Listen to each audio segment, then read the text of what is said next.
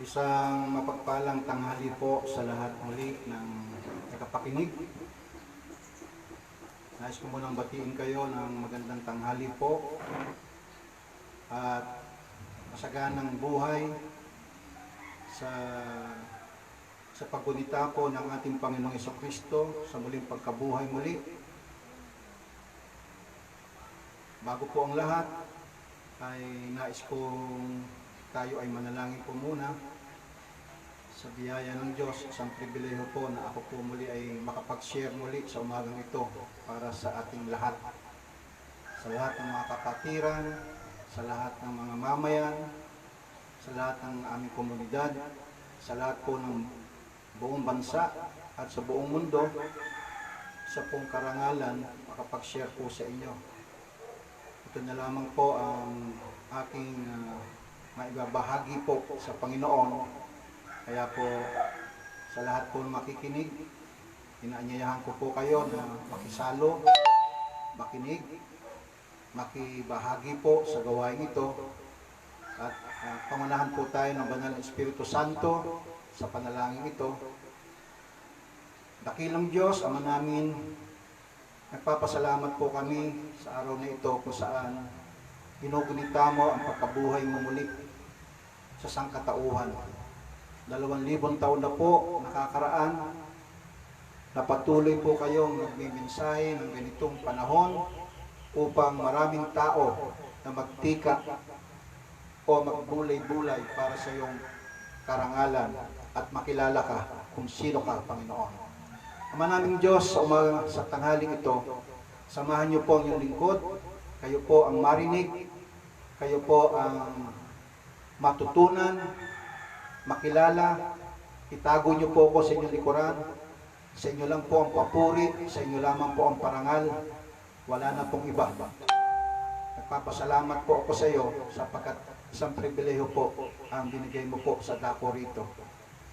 Pagpalain mo po ang mga makikinig, pagpalain mo ang lahat ng buong bansang ito kung saan dumaranas kami ng ganitong mga salot at nasa inyo po lahat ang kaayusan. Kaya hiningi po namin ang Banal na Espiritu Santo ay samahan kami, buksan ang aming mga pandiwa, mamagitan po kayo sa amin. Maraming salamat po. Ama naming Diyos, ito po aming dalangin sa pangalan ni Jesus. Everybody say Amen. Amen. God bless you all. At maraming salamat po sa lahat ng tagapakinig ng iyong lingkod. At para po sa tanghaling ito, ang nais kong i-share sa inyo ay yung salita ng Diyos na matatagpuan sa aklat ng 1, chapter 11, verse 25. Sabi po dito, sinabi ni Jesus, ako ang muling pagkabuhay at ang buhay. Ang nananalig sa akin kahit muling mamatay ay mabubuhay. Mga kapatid, mahirap maunawaan ang mga salitang ito muli sa pagkabuhay. Ang mga taong mamamatay ay muling mabubuhay. Kaya lang, meron isang salita doon na mga nananalig. Sabi po niya, sabi ng salita ng Diyos. 2,000 taon na po nakakaraan, na ako po'y bata pa, naalala ko po, inuulit ko po, ako po'y dating RC, pinalaki ng magulang ko, kung saan meron kaming tinatawag na ritual o tradisyon. Sa ganitong panahon, no, sa panahon ng mahal na araw, naalala ko po, sinasabi ng aking mga magulang o mga lola, mga tito at tita, huwag daw ako maglalaro pagdating ng ganitong panahon sapagkat patay daw ang Diyos yung mga panahon na yon, at pag ikaw ay nagkaroon ng sugat, hindi nagagaling. At huwag kang maliligo, baka naman pag naligo ka ay puro dugo ang lalabas. So puro takot ang narinig ko sa aking mga ninuno, no? At yung mga bagay na natutunan ko sa kanila ay yung pagbabasa ng tinatawag nating pabasa. Kami po ay meron pong ritual o tradisyon na pag itong panahon ay nagpapabasa po kami. No? At nagpapakain pa kami.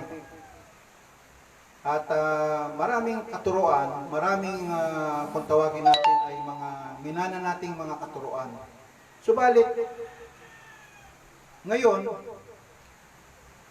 ay nasa panahon din tayo ng Kwaresma o nasa panahon na po tayo ng pagkabuhay na muli ng Panginoon. So, walang naganap ngayon sa taon na ito ng mga ritual o mga tradisyon. No? Yung mga tradisyon, wala na po ngayon tayo nakita. Bakit po kaya? No? Anong dahilan? Ano kaya po ang naging sitwasyon ngayon natin? Ano kaya ang mensahe ng Diyos sa bawat isa sa atin? Una, sabi po dito, siya ang pagkabuhay. Ang lahat ng mamamatay daw po ay muling mabubuhay, sabi niya. At ito yung panahon ng ito po yung panahon nila Lazaro na namatay ang kanyang kaibigan si Lazaro at yung kanyang mga kaibigan ay iniintay siya na para sa ganon ang alam nila si Jesus ang magbibigay ng buhay sa kanilang kaibigan. Kaya naman nung dumating si Jesucristo, nagkaroon ng buhay ang kanilang mga kaibigan. At sumagot nga dito, sabi doon sa verse 26, at ang sino mang nabubuhay at nananalig sa akin ay hindi na mamamatay kailanman. Pinaniniwalaan mo ba ito? Ito yung mga katanungan ni Jesucristo yung panahon na yon, nung nabubuhay pa siya. No? Ang sagot dito ng isang babae na kapatid ni Lazaro, ang sagot po niya, opo, Panginoon, sagot niya, nananalig ako sa inyo. Kayo po ang anak ng Diyos, ang Mesiyas, na inaasahang paparito sa sanlibutan. So may mga katanungan. At marami pong hanggang ngayon, yung naikwento ko po sa inyo sa panahon ng nabubuhay pa si Jesucristo, merong hindi naniniwala na mabubuhay ang tao pag namatay na muli. At ikatlong araw, sabi niya, mabubuhay ako muli. So, ibig sabihin, maraming tao na hindi naniniwala kay Jesucristo, pero naniniwala sila na Panginoon nila at Diyos. Paano nangyari ngayon yun? Kaya nga, napakahirap maintindihan ang Diyos kung hindi mo naunawaan ang kanyang salita. Kaya napakahalaga ng pag-aaral ng salita ng Diyos sa bawat tao. Sapagkat hindi mo maintindihan ang Diyos, sapagkat ang Diyos ay salita. At ang salita ay Diyos. At ang Diyos ay Espiritu. Kaya maraming tao, nasanay po ako noong unang panahon, nung aking nabubuhay aking magulang, sinanay ako ng aking magulang sa tradisyon, sa ritual, prosesyon dito, simba dito, pero hindi kami tinuruan magbasa ng salita ng Diyos, mga kapatid. Kaya ako po ay naniniwala na meron tamang panahon ang Diyos sa bawat tao. At ito na po yung tamang panahon kung bakit nagkaroon po ng, kung tawagin natin ay lockdown. Ito na po yung panahon mo, kapatid, ano man ang relihiyon mo, ano man ang iyong kinikilalang Diyos, ito na yung panahon para sa pagmamahal mo sa iyong pamilya. Wala itong kinalaman sa ating mga, kung ano ang iyong doktrina. At dito, bagamat ang pag-ibig ay naputol doon sa nakaraang kong mensahe, ang pag-ibig ng Diyos ay napakabigat. Mahirap maunawaan ang salita ng Diyos na hindi mo siya pinaniniwalaan. Ang paniniwala, hindi lamang po naniniwala, kundi meron pong kasamang pananalig. No? Ano po ba ibig sabihin ng pananalig? Ang sabi po dito sa aklat ng Hebreo chapter 11 verse 1, tayo may pananalig kung nagtitiwala tayong mangyayari ang mga inaasahan natin at naniniwala sa mga bagay na hindi natin nakikita. Hindi natin nakita si Jesucristo, mga kapatid. Sa totoo lang po. At ang mabigat nito, nakita nila si Jesucristo nung panahon na yon, hindi pa rin nila pinaniwalaan. So paano tayo ngayon na hindi natin inabot si Jesucristo? Ano ang magiging basihan mo ngayon para paniwalaan ng Diyos? So, ang sabi dito, ang pananalig pala, kailangan mong may kasamang pagtitiwala. Marami naniniwala pero hindi marunong magtiwala. Sa panahon natin, marami ng pagsubok na ginagawa ang Panginoon. Lindol, baha, no? Nandiyan dyan po yung gera. At ang pinakamabigat, buong mundo na po ngayon ito, hanggang ngayon, nagtatalo-talo pa rin. Kung sino mabuti, sino mabait. At sino itutulong at hindi tutulong. Kanya-kanya na po tayo. Pero ang totoo po niyan, huwag na po tayong magtaka. Kasi kung tumutulong ka man, asahan mo, may babatikos pa rin sa'yo. Dahil sa mundong ibabaw, walang mabuti at tapat kundi ang Diyos lamang. Kaya kung ikaw ay tutulong sa panahon na ito, asahan mo, kapatid, hindi ka pa rin perpekto. Ang maganda lang po dito ngayon sa panahon natin, gawin mo ang nararapat. Sapagkat bandang huli, papakita sa atin ng Diyos kung ano yung gusto ng Diyos sa bawat relihiyon. No? Ang pananalig pala ay isang pagtitiwala na inaasahan natin, na pinaniniwalaan natin yung mga bagay na hindi nakikita. Mahirap po ito. Lalo na pag sinabing may buhay sa kabilang buhay. Napakahirap paunawa ito sa tao. Sino magsasabing mabubuhay ka muli? Yun po yung pinakamasakit. Na hanggang ngayon, ginugunita natin, patay si Jesucristo. Matagal na pong buhay si Jesucristo, mga kapatid. Hindi na po siya patay. Kaya kung kaisipan mo, patay pa rin siya, at ngayon pa lang siya nabubuhay, paulit-ulit na lang ang buhay mo, patay. Dapat maunawaan mo, 3 araw lang siya nabuhay na muli. At ang totoo, kung nagbabasa kayo ng Biblia, ang unang pinakitaan niya nang nabuhay siya ay walang iba kundi yung makasalanan na babae. Sino? Si Magdalena. Hindi mga banal, kundi si Magdalena. Na ito yung patotot. Ito yung babae na maraming kinakasama na babatuhin ng mga Israelita. At ang sagot ni Jesucristo nung siya ay tumulong sa isang babaeng ito si Magdalena, yumuko at sumulat. At ang sabi doon, sino ang walang kasalanan bumato? Natakot ang mga Israelita. So alam pala nila na lahat pala tayo nagkasala. Kaya sabi doon sa isang babae, huwag ka na magkasala muli. Kaya nagpatuloy yung Magdalena na hindi na nagkasala muli. Kaya nung bandang huli, nung siya'y mamatay, sa kanya nagpakita. Imagine ninyo, napakarami pagpapakitaan ng Diyos. Yung pang makasalanan na tao na binago niya. Kaya may pag-asa ka, kapatid. May pag-asa tayong lahat. Kaya tayo naka-quarantine lahat. Kung bakit naka-quarantine tayo lahat, may dahilan ng Diyos. Maniwala ka. Pagtiwalaan mo at asahan mo, may ginagawa ang Diyos, kapatid. May gagawing himala ang Diyos sa iyo. Kung bakit buryong ka na dyan sa bahay mo. Kung bakit inip na inip ka na dyan sa bahay mo.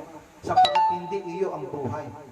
Ayaw niyang mapahamak ang tao, mga pamilya ng Diyos na nilalang dito sa lupa. May pagkakataong ka pa. Kaya nga po, sa verse 11, o chapter 11, verse 6, meron palang kinalulugdan ng Diyos, sabi niya. Hindi kinalulugdan ng Diyos ang hindi nananalig sa Kanya, sapagkat ang sino mang lumalapit sa Diyos ay dapat maniwalang may Diyos, at siya ang nagbibigay ng gantimpala sa mga humahanap sa Kanya. Kung hindi mo nahanapin ng Diyos ngayon, kasi wala nang simbahan. Di ba, kapatid? Hindi mo na pwedeng hanapin ang Diyos. Nasa iyo na ang Diyos ngayon. Ikaw, ako, tayong lahat. Ikaw, ang templo. Nasa iyo ang Diyos. Ang katawan mo ay templo ng Espiritu ng Diyos upang maparangalan mo siya sa panahon ng quarantine time. Ito na po yung pagkakataon mo. Sabi niya ito, naghahanap. Hindi mo siya mahanap doon sa simbahan na kinagisnan mo. Sapagkat ang tawag doon mga patay na espiritu. Hindi niya naintindihan pa. Nung ako'y nabuksan ng Panginoon, maniwala kay tindi, para akong baliw nung unang panahon ko, na halos siraan ako ng loob ng aking mga pamilya. Halos nagsisigaw ako dito nung ako'y binago ng Diyos. At yung aking mga magulang na nabubuhay pa, ang aking papa, ano ang ginagawa mo sa buhay mo? Wala ka nang ginawa kundi magbasa ng Biblia. Papakainin ka ba dyan? Mabubuhay ka ba dyan sa Biblia? Halos sa aking mga kapatid, halos sumbatan ako. Hindi ka na nagtatrabaho. Wala ka nang ginagawa. Ang aking asawa, ang aking mga anak, halos hindi na ako makilala. Sa totoo lang, mga kapatid, ang hirap pala magbago. Alam mo, parehas mahirap mga pamilya ng mga mananampalataya at mga unbeliever. Parehas mahirap po. Kapag ito'y gumagawa ng masama, masakit din. At pag gumagawa ka rin ng mabuti, masakit din. Wala kang pipilian. Pag ikaw ay nakagawa ng labag sa gobyerno, ikukulong ka. Kapag ikaw naman ay nagsasabi ng katotohanan, hindi ka naman pinaniniwalaan, saan ka pupunta dyan? Ano ba gusto nyo? Yung gumawa ka ng masama na nagagalit sa iyong tao, o yung gumawa ka ng mabuti na nagagalit sa iyong tao? Nagsasabi ka ng katotohanan na sinasaktan mo sila, binabago mo ang kaisipan nila, tinuturo mo ang totoo, di bali na yon, masaktan tayo sa ganung kaparaanan, basta ang Diyos ang itinataas mo. Mahirap maglingkod sa Diyos. Kaya ito si Jesucristo, huwag ka na magtaka, kapatid, kung tumutulong ka rin lang. Mayaman ka man, mahirap ka man, ikaw man ay nasa gobyerno, pataas man ang tungkulin mo, magiging perpekto ka lang pag nagsisig at tumalikod sa kasalanan mo. Pero yung pagtulong, isa lang yan, handog sa Diyos. Sapagkat lahat ng ibinibigay mo, lahat po yan galing sa Diyos. Hindi yan galing sa iyo. Wala pong pag-aari ang bawat isa sa atin, mga kapatid. Bakit po ba nagkaganito ang mundo? Alam niyo, nung ako'y nagsiyasat sa salita ng Diyos, kwentuhan lang tayo, kwentuhan. Kaya lang, kasi itong hindi pwede pahabain, no? Alam mo, sa panahon ng ni Apostol Pablo, meron ditong isang dalawang babae na nag-aaway. Ayon dito sa kwento niya, sabi dito sa Filipos, chapter 4, verse 2 and 3. Judea, Sintike, nakikiusap ako sa inyo, magkasundo na kayo bilang magkapatid sa Panginoon. Ipinakikiusap ko rin naman sa iyo, tapat kong kasama, tulungan mo ang dalawang babaeng ito, sila man ay nakatulong sa pagpapalaganap ng mabuting balita, kasama ni na Clemente at ng iba pang kamanggagawa ko. Ang pangalan nila'y nakasulat sa aklat ng buhay. Wow! Meron pala nakatala sa aklat ng buhay. Sinasabi ni Apostol Pablo. Alam mo, itong nakasulat sa aklat ng buhay, dapat pala ang isang tao nakasulat ka sa aklat ng buhay. Ang hirap maunawaan ito. Kasi yung ating binabasa ay aklat ng buhay na salita ng Diyos. Hebreo chapter 12, verse 4, ang salita ng Diyos ay mabisa, magkabilay talim, nakakataho ng iniisip ng tao, hanggang sa kabutu-butuhan. Kaya kapag ang salita ng Diyos ay naririnig mo, mabubuhay ka. Dalawa nga lang ang pwedeng mangyari sa iyo. Nung si Jesucristo ay isinilang sa pamamagitan ng Espiritu Santo, ipinanganak, ipinaglihi. Sabi sa kanya ng panahon na yon, nung mga nakaabang sa kanya, itong Mesiyas na dumating ay dalawa ang kanyang magaganap sa Jerusalem. Isang katitisuran ng kanyang kababayan at isang pagtasa ng kanyang bayan. Kasi ang salita ng Diyos ay nakakatisod. Ang salita ng Diyos ay nakakabuhay. Saan kayo sa dalawa na yan? Ang Biblia, no ako'y nangangaral sa matatanda, o saan man ako nangangaral, tinatanong ko muna sila, kayo ba'y naniniwala sa Biblia? Sasagot sila, opo. Kayo ba'y maniniwala, magtitiwala sa Biblia? Opo.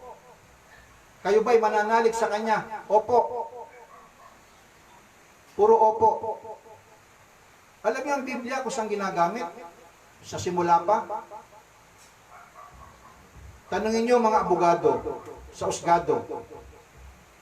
Kapag ikaw ay susumpa doon sa abogado o doon sa hustisya, ang nasa ilalim ng kamay mo ay Biblia. Susumpa ka doon para sabihin doon, ikaw ba ay magsasabi ng pawang katotohanan at pawang katotohanan lamang? Yun na sinasabi doon eh. Sasagot ka, opo. Ikaw ba ay tinatanggap mo ba na ikaw ay guilty? Not guilty, your honor. Pero siya pumatay. Doon pa lang, sumpa na abutin niya. Ano pa? Lalo na, naging presidente. Ang presidente, papatong ang kamay niya rito, no? At susumpa siya na siya maglilingkod ng habang buhay at paglilingkuran niya ang kanyang bayan. At susunod siya sa pamantayan ng Diyos. Eh, tanong, binabasa kaya ng mga tao ito? Inaaral kaya nila ang salita ng Diyos? Inaalam kaya nila ang gusto ng Diyos? Sinisig kaya nila? Yun ang tanong. At kung wala ka ng alam sa salita ng Diyos, the people perish because lack of knowledge for my word. Napaparusahan ang aking mga sambayanan dahil sa walang kaalaman sa aking mga salita. Ignorance of the law excuses no one. Ang mambabatas, legislative, ang gagaling gumawa ng batas. Sila naman ang unang lumalabag. Di ba? Kaya hindi mo pwede sabihin, ligtas ka, kapatid. Sapagkat dito sa mundo, ang pwede magsabi sa iyo, ang Diyos. At sa unang panahon, kung makikita ninyo, sa lumang tipan, meron na rin sinabi doon, yung nakasulat sa aklat ng buhay, sa panahon ni Moises. Alam niyo, nakiusap ang Diyos sa panahon ni Moises, doon sa aklat ng Exodo. Medyo mahaba-haba. Pakinggan nyo lamang po, yung mga walang nagagawa dyan sa tahanan. Kwentuhan lang po tayo, share lang naman po ito. Pakinggan nyo. Sabi po dito, nakiusap sa Diyos ang ating Diyos sa mga tao ng araw sa pamamagitan ni Moises. Sinabi ni Yahweh, balikan mo ngayon din ang Israelita. Inilis mo sa Ehipto na roon at nagpakasama. Tinalagdan nila agad ang mga utos ko, sabi ng Diyos. Gumawa sila ng buyang ginto. Iyon ang sinasamba nila ngayon at hinahandugan. Ang sabi nila, iyon ang Diyos na nag-alis sa kanila sa Ehipto. So, kita nyo? Ito yung sinasabi ng Diyos. Kilala ko ang mga taong yan at alam kong matigas ang kanilang ulo. Nung araw pa pala matigas ang ulo. Kaya huwag na tayo magtaka, kaya maraming matitigas ang ulo. Nung pa po, matigas na ang ulo ng tao. Kung gusto mo, lilipulin ko sila at sa iyo ko pagmumulain ang isang malaking bansa. Yun ang sabi kay Moises ng Diyos. At ang sabi dito, nagsumamo si Moises. Kay Yahweh, huwag ninyong lipulin ang mga taong inalis ninyo sa Ehipto sa pamamagitan ng inyong kapangyarihan. Kapag nilipon niyo sila, nasasabi ng mga Ehipsyo na ang Israelita ay inalis ninyo sa Ehipto upang lipulin sa kabundukan. Huwag na po kayong magalit sa kanila at huwag na ninyong ituloy ang inyong balak laban sa kanila. Alalahanin ninyo ang mga lingkod ninyong sina Abraham, Isaac at Jacob. Pinangako ninyo sa kanila na ang lahi nila ay pararaming tulad ng mga bituin sa langit. Kita mo? May pangako ang Diyos eh. Alam ni Moises eh. Ha? Kung sakim si Moises, di inangkin niya na yung sinabi ng Diyos. Sa'yo ko ibibigay, pararamihin ko ang lahi mo. Pero may pangako eh. Ibinigay na doon kila Abraham, kila Isaac at Jacob. Oh. At ang sabi dito, Yahweh, ang balak na paglipol mo sa Israelita, sabi niya. Hindi nga itinuloy ni Yahweh. Wow! Isipin mo. Kapag ang isang tao ay tapat sa Diyos, kahit matigas ang ulo ng kamag-anak mo, kahit matigas ang ulo ng kapatid mo, kahit matigas ang ulo ng kalahi mo, dumidinig pa rin ng Panginoon. Katulad kay Moises. Ha? Napapakiusapan niya ang Diyos. Ha? Sabi dito ni Aaron, yung kapatid niya, ganito po ang sabi. Sumagot si Aaron, huwag ka nang magalit sa aking kapatid ko. Alam mo namang kung gaano katigas ang kanilang ulo. Hindi ko sila mapigil paggawa ng kasamaan. Sinabi nila sa akin, igawa ko sila ng Diyos na nangunguna sa kanila sapagkat hindi nila alam kung ano ang nangyari sa iyo. Kaya tinanong ko sila kung sino ang may ginto. Ibinigay nila sa akin ang mga alas. Tinunaw ko sa apoy at lumabas ang buyang iyon. Alam niyo po, ito yung dahilan eh. Nung nawala na si Moises umakyat sa bundok, 40 araw, 40 gabi, dahil alam nilang propeta si Moises at sila nakipag-usap sa Diyos. Nung nawala siya, sa kanya ay nahanap. Samantalang nung kaharap nila, hindi sumusunod, matitigas ang ulo. Hindi mo alam kung saan kalalagay. Nung inanap nila at hindi nila makita, nakipag-usap si Moises sa bundok, 40 araw, 40 gabi. Itong kapatid niya si Aaron ay natakot din siguro sa mga Israelita. Dahil nag-iisa siya noon, baka wala nang Diyos silang matawag. Kaya yun ang nangyari. Tingnan niyo po, sa ginawa ng tao, sa kanilang kalapastangan, sa kanilang ginawa na pinangunahan nila si Moises, ganito po nangyari. Nakita ni Moises na nagkakagulo ang mga tao. Mula nang sila'y pabayaan ni Aaron na sumamba sa Diyos-Diyosan, nalimutan nilang sila'y nanganganib sa mga kaaway na nakapaligid. Kaya tumayo si Moises sa pintuan ng kampo at sumigaw, lumapit sa akin ang lahat ng nasa panig ni Yahweh at lumapit sa kanya ang mga Levita. Sinabi niya sa kanila, ipinasasabi ni Yahweh ng Diyos ng Israel. So may pinasasabi ang Diyos eh. Di ba? Kunin ninyo ang inyong tabak, galugurin ninyo ang buong kampo at patayin ang lahat ng inyong makita. Maging kapatid, kaibigan, o sino man. Sinunod nga ng mga Levita ang utos ni Moises at may 3,000 tao ang napatay nila nung araw ding iyon. Ngayon, itinalaga ninyo ang inyong sarili sa paglilingkod kay Yahweh dahil sa pagkapatay ninyo sa inyong mga anak at mga kapatid, kaya tatanggapin ninyo ngayon ang kanyang pagpapala. Kaya lang, lumang tipan po ito eh. Kaya nga hanggang ngayon, meron pa rin tayong mga kapatid na naniniwala dito na pag sila'y pumatay, may gantimpala sila. Physically. Which hindi na po tama ngayon. No? Yung sinasabing tabak ngayon, na sinasabi niya, hindi ako bumaba dito sa lupa para sa kapayapaan, kundi tabak.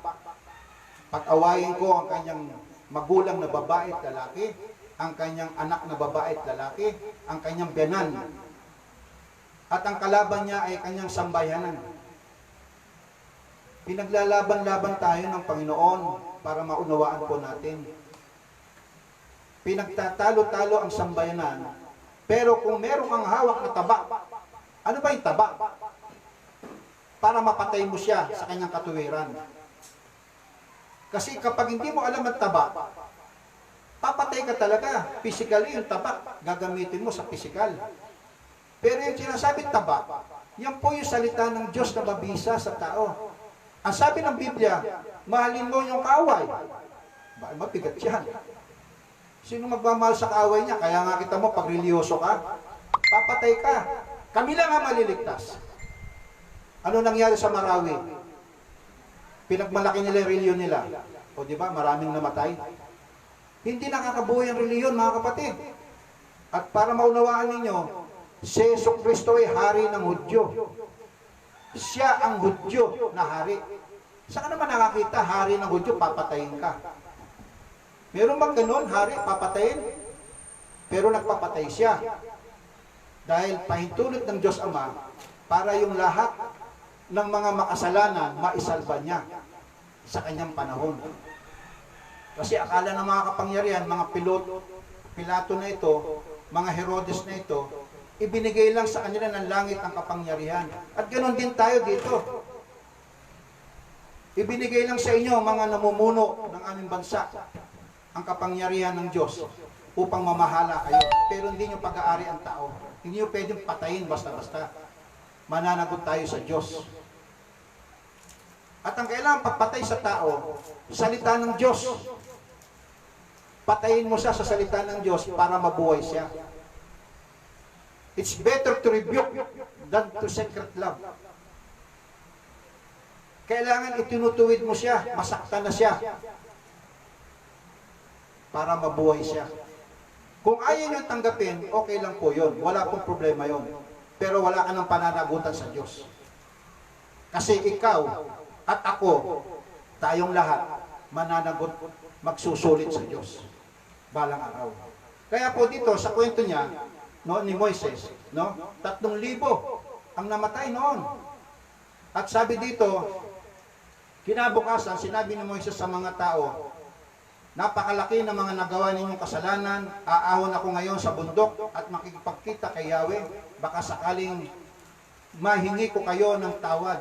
Mayroong tagahingi ng tawad eh. Ha? Kita mo, yung mga ating mga kapatid, pupunta doon, hingi sila ng tawad, no? Magsisisi. Ang paghingi ng tawad, hindi lang po pagsisisi, pagtalikod po. Pag nagsisi ka, totally surrender. Hindi po paulit-ulit. At ang sabi po dito, umahon nga sa bundok si Moises at dumaing kay Yahweh. Sinabi niya, napakalaki ng pagkakasala ang nagawa ng mga tao. Gumawa sila ng Diyos-Diyosang ginto. Ipinakikiusap ko po, no, na patawarin na ninyo sila. Kung hindi niyo sila mapatawad, burahin na rin ninyo sa inyong aklat ang aking pangalan. So meron na. Sa Lumang Tipan pa lang, meron ng tinatawag ng aklat ng pangalan na kailangan italaga mo ang iyong pangalan sa aklat ng buhay. No? At sumagot dito ang Diyos. Sabi niya, sumagot si Yahweh, ang nakasala, ang siya kong buburahin sa aking aklat. O, delikado. So, hindi ka pwedeng ma-save basta-basta. Ikaw din ang gagawa, kapatid. Hindi yung nananalangin sa'yo, hindi yung nakikiusap sa'yo. Yung may kasalanan, ang buburahin ng Diyos, sabi dito. Ngayon, pangunahan mo sila sa lugar na sinasabi ko sa'yo, at papatnubayan kayo ng aking anghel. Ngunit darating ang araw na parurusahan ko ang Israelita dahil sa kanilang mga kasalanan. Ito, masakit. Pakinggan niyo po. Nung ginawa nila yung sumumpa gumawa sila ng Diyos-Diyosan, ito na po naging dahilan ng mga sakit ng tao. Sa verse 35, no? Kung may mga Biblia kayo dyan, o aklat ng buhay, ay makikita nyo po yan sa aklat ng Exodus, chapter 32, verse 35. Sabi po dito, at pinagsakit niya ang mga tao sapagkat pinagawa nila ng guya si Aaron. Diyos-Diyosan, kapatid. Diyos-Diyosan. Guya. Ano ba yung guya? Bull cult, yung naging parang ano sa Tagalog yan? Toro ba yan? O yung parang may sungay na yun ang ginawa nilang Diyos-Diyosan. At makikita nyo yan, marami sa atin. At di ko kayo sinisiraan, mga kapatid. Yung mga nananampalatayang yan. Ang binabasa ko, Biblia, salita po ng Diyos. Pag-aralan natin salita ng Diyos para yung mga sakit na yan mawala.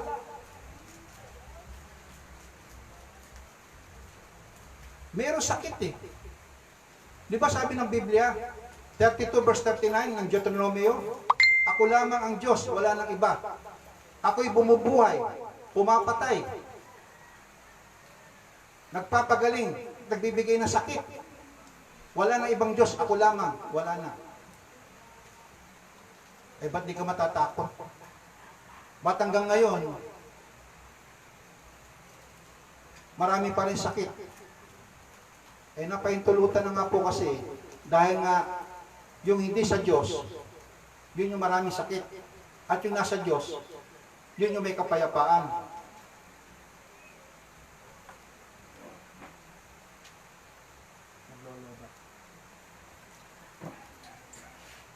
Kaya nga po, malinaw po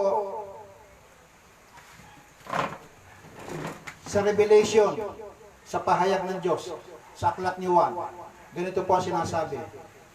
Revelation chapter 3 verse 5. Those who win the victory will be clothed like this in white, and I will not remove their names from the book of the living in the presence of my Father of His angels. I will declare openly that they belong to me. Ang magtatagumpay ay daraptan din ng puti at hindi ko aalisin sa aklat ng buhay ang kanyang pangalan.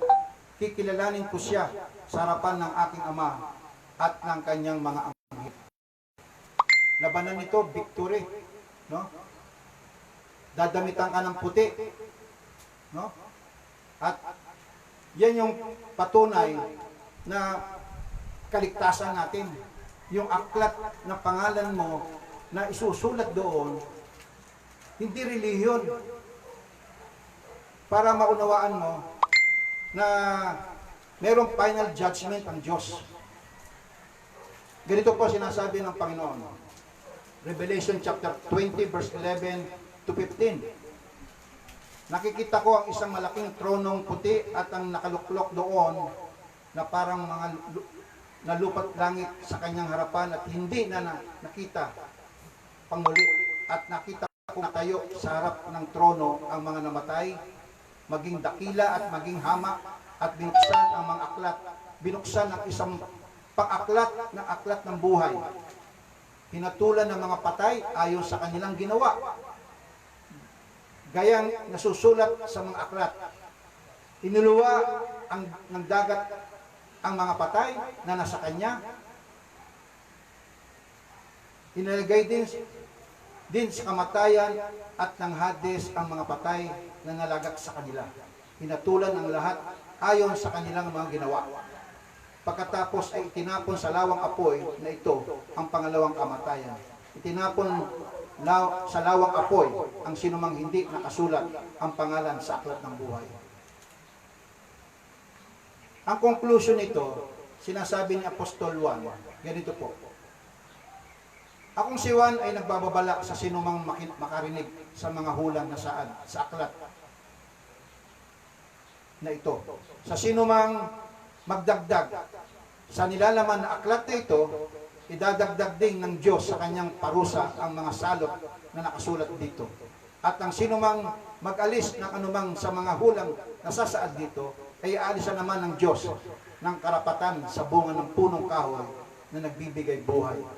At sa banal na lungsod na binabanggit dito, sinasabi ng mga nagpapatotoo sa lahat ng ito, siyak nga darating na ako. Amen. Sana'y dumating ka na, Panginoon Hesus. Naway kamtan ng lahat ang pagpapala ng Panginoong Hesus. Kapatid, kaya may quarantine time, buong mundo. Isang tanong lang sa iyo, kapatid. Nakasulat na ba ang pangalan mo sa aklat ng buhay? Hindi relihiyon, hindi ka ligtas dyan. At kung nakasulat na ang pangalan mo sa aklat ng buhay, kilala si Kristo, siya'y buhay, hindi patay. At lahat ng kaisipan ng patay, walang nakikita, at walang naririnig, at walang ginagawa. Dahil patay nga po siya.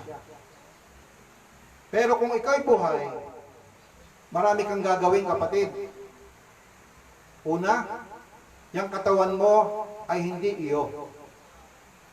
Para masulat ang aklat, ang pangalan mo sa aklat ng buhay, lagi mo tandaan na ang buhay natin ay darating ang panahon, darating si Jesucristo. Hindi pwedeng hindi dumating. At kung dumating man sa araw na ito, at hindi natin matapos ang COVID-19, at tumagal pa ito, pag ikaw ay nainip, nagutom, nainis, naburyong, marami na pong nagpikti, marami na pong nagpakamatay dahil wala silang pag-asa.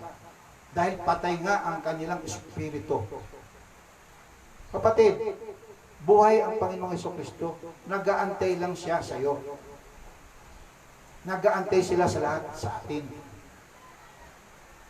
Ang sino man tumawag sa akin, ay pakikinggan ko. At ang sino man magsisi at tumalikod sa kanyang kasalanan, ay gagawin ko siyang parang bulak na malinis. Sa madalit sabi, itong aking sinishare, hindi ho pananakot. Hindi po ito yung tinatawag natin na salita ng pananakot. Kundi salita po ito ng pag-asa o buhay. Sapagkat si Jesucristo ay namatay sa kasalanan na hindi niya ginawa. Saan ka nakakita? Nagbigay, nagpagaling, sinaktan natin, dinuraan, sinampal, hanggang sa ipako sa krus, namatay.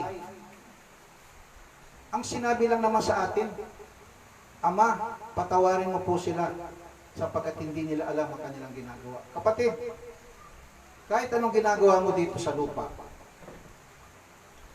hindi para sa iyo, dapat para sa Diyos. Kung mayaman ka man tumutulong ka, huwag kang mapagod, kapatid. Alalahanin mo, ginagawa mo yan para sa Diyos. Kung para sa iyo yan at para sa tao, mapapagod ka nga. Mapapagod ka, kapatid. At lalong-lalo na sa Pangulong ating Rodrigo Duterte, huwag po kayo mapagod. Kasi kayo ang sinugo ng Diyos para doon sa mga kababayan niyong mahihirap na nakita natin na ginagawa niyo ang tungkulin ninyo. Ang mahalaga po dyan, gawin niyo po alang-alang sa Diyos ang lahat ng bagay. Lahat po tayo, wala po tayong ipagmamalaki. At itong ginagawa ko po, hindi po ito pagmamalaki. Ito po ay katotohanan na sinasabi ko sa lahat ng buong bansa. Sa kababayan ko dito sa San Jose del Monte, na napakaraming Diyos-Diyosan, pero naglilingkod kami. Masakit sa Diyos. Masakit. Tandaan niyo po. Kaya ang mga Romano, pinatay si Jesucristo.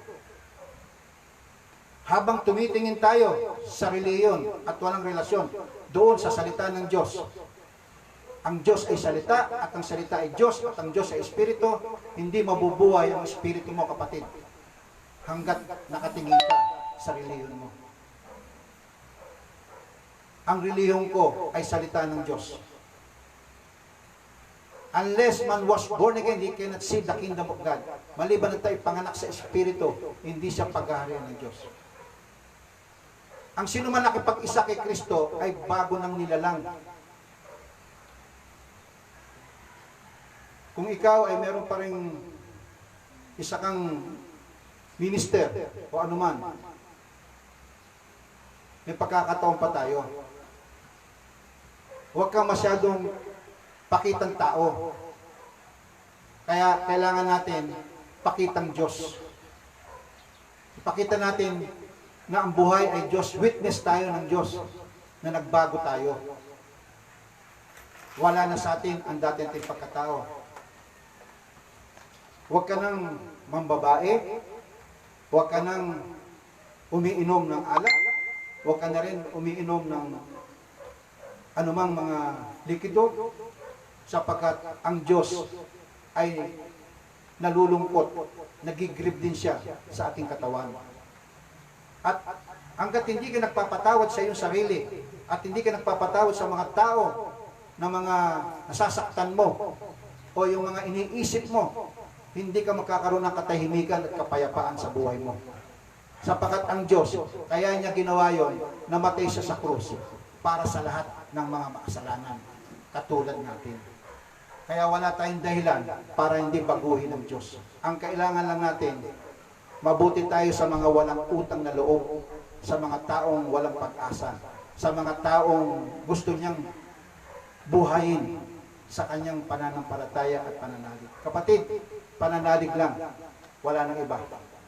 Magtiwala ka na may Diyos. Kaya kanyang baguhin.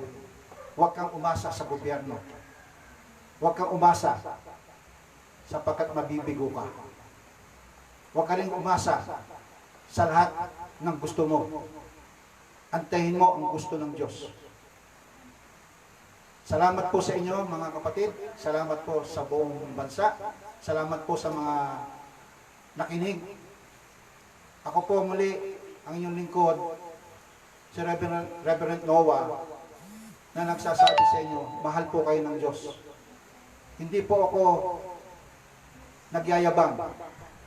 Ang pinagyayabang ko po ay salita ng Diyos.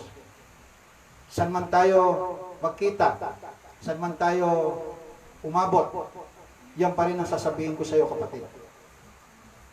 Sa inyo lahat na nakinig, sa inyo lahat na subscriber ko, meron po ako sa YouTube, Reverend Noah Magdaon. Ginagawa ko po ito dahil ito na lamang po yung pwede kong itulong sa Diyos. Dahil wala po akong yaman. Ang kayamanan ko na lamang po ay salita ng Diyos, maipamahagi siya. Salamat po sa iyo, Panginoong Diyos, sa lahat na nakinig sa umagang ito. Pagpalain mo po sila. Ingatan mo po sila, especially lahat po ng may mga sakit, karamdaman, lahat po ng mga nalulungkot, lahat po na walang pag-asa, lahat po na nakagagawa ng pagkakamali, pagkukulang. Idinadalangin ko po sa iyo na baguhin mo po ang kanilang kaisipan. May pag-asa pa po tayo. Ang kailangan lang ng Panginoon ay magpakumbaba. Muli, tayo po ay manalangin. Dakilang Diyos, Ama namin, muli naming sinasariwa ang buhay mo na namatay sa krus. At itong araw na ito ay nawa ay marami kang mabahaginan ng buhay mo sa mga nakinig na ito. Pagpalain mo ang bawat isa. Ingatan mo po at isalba mo po ang bawat mga nagugutom. Lahat po ng mga mahihirap na kababayan namin na wala ng pag-asa. Tulungan mo po. Hayaan mo po na sila ay